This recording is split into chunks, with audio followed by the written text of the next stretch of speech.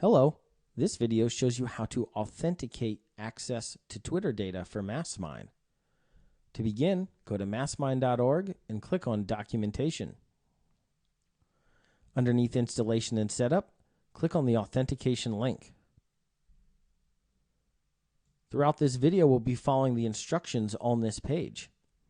However, we will be skipping the part that shows you how to input your mobile information into Twitter. This isn't always necessary, and often people don't get asked to do this. However, if for some reason you are asked to input your mobile data, likely because Twitter thinks you're a bot or a spammer, you'll have to go ahead and do this to move forward with accessing Twitter data. Now we're going to go ahead and skip forward to Application Setup. To begin, you'll want to go to twitter.com and log into your personal account.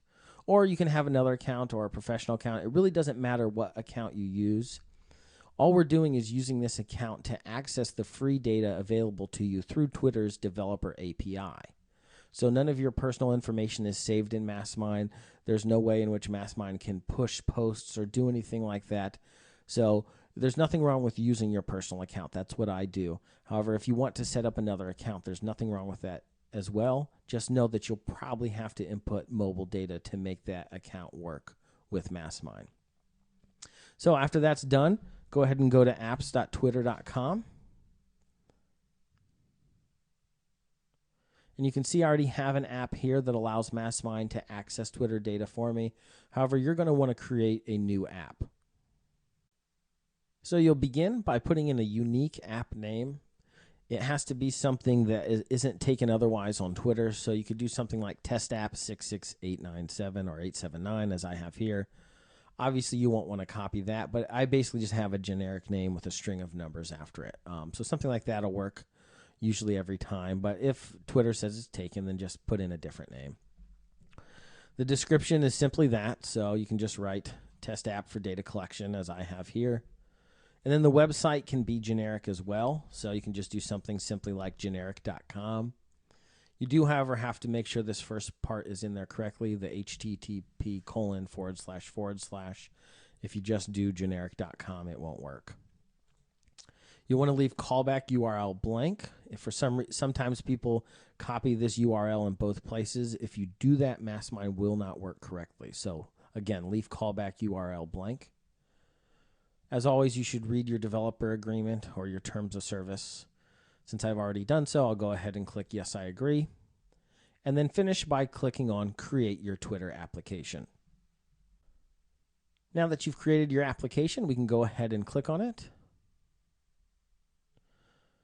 And underneath Application Settings, you'll want to click on the Manage Keys and Access Token next to the Consumer Key, API Key section here. So go ahead and click on that.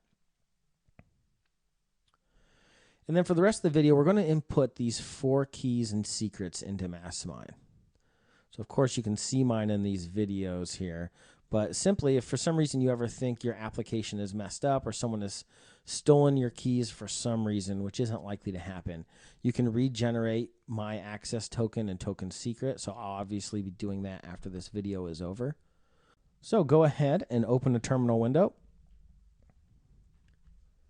Now when we return to our instructions, we can find the MassMine command that allows us to authenticate with Twitter. We can see here, it's MassMine task equals Twitter auth. Now you can also find that command with the MassMine help. So if we bring up the MassMine help screen, if we do the help with task, it'll show us the tasks that are available for MassMine. So if you do MassMine help task, we can see here that we'll be using the authenticate with Twitter task. Now you can simply just copy the command that's here. I just wanted to show you how to find that on your own as well. So we'll copy that command and paste it into the terminal. And then hit enter. Now this is asking me if I would like to overwrite my previous credentials since I already have some here. You won't have any yet, so go ahead and click yes. And then it asks me for the consumer key. So if we return to the Twitter screen, the consumer key is the first one here. Now you want to make sure not to accidentally overlap or add extra spaces. So highlight it exactly, and then you'll want to copy it and paste it and hit enter. And we'll do the same thing 3 more times. So I'll copy it, not leaving any extra spaces, and paste it in and hit enter.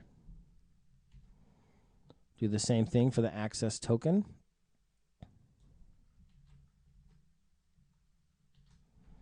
Enter. And you'll see each time it's given me the specific thing I'm supposed to input. So consumer key, consumer secret, access token, and now it's asking me for access token secret, which is the last one. Again, I'll be careful to highlight it exactly, and then copy it and paste it into the window. And there we go. We see that authentication setup is finished.